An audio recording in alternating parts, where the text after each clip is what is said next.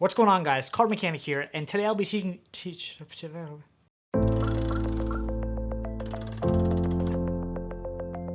What's going on, guys? CardMechanic here, and today I'm going to be teaching you a card trick that'll be really fun and entertaining for your spectators.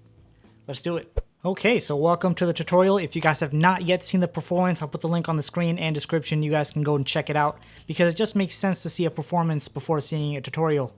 That's how it works. Order of operations. Now, just a little bit of background. I'm sure you've seen this effect so many times that you probably can't even count the number of times you've seen it.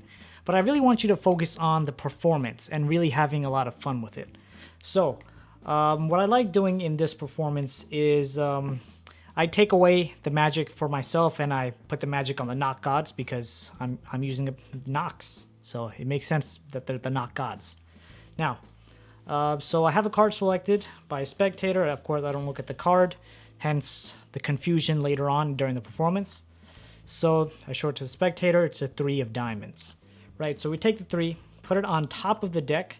Now, whatever method you choose to control the card, you want to control it to the second position from the top. So second position from the top, there are a couple ways to do this. You can do an overhand controlled shuffle where you shuffle over one card, then put this back and then shuffle the rest over. And then, you'd move that card, you move the spectator's card to that second position. Or, let's say you don't want to do that, you can just do a classic riffle shuffle. And this is the top card, right? 3 of diamonds. Classic riffle shuffle and just riffle one card on top. Not two, just one card right on top. Put those together.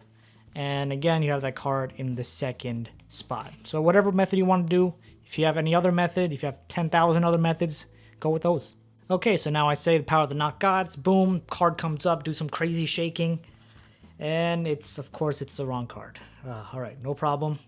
Play it off cool. Like, okay, it happens. Now you take this card. Tell them to call it stop as you riffle through the side of the packet.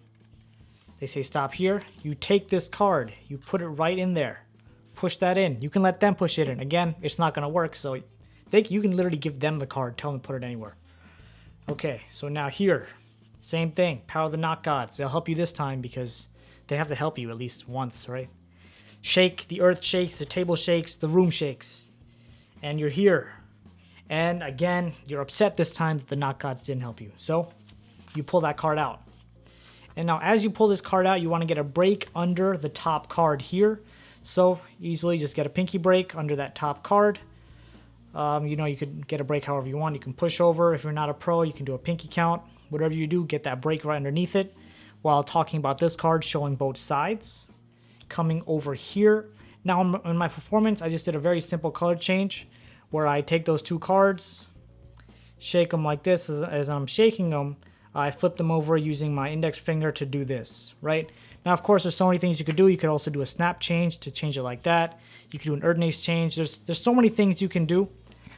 So I'd really, really recommend that you try out many other color changes and see which one works the best for you. And there you have a nice, fun, and entertaining card trick. If you guys want to check out some more stuff, make sure to click on that video right there because it's the stuff you need.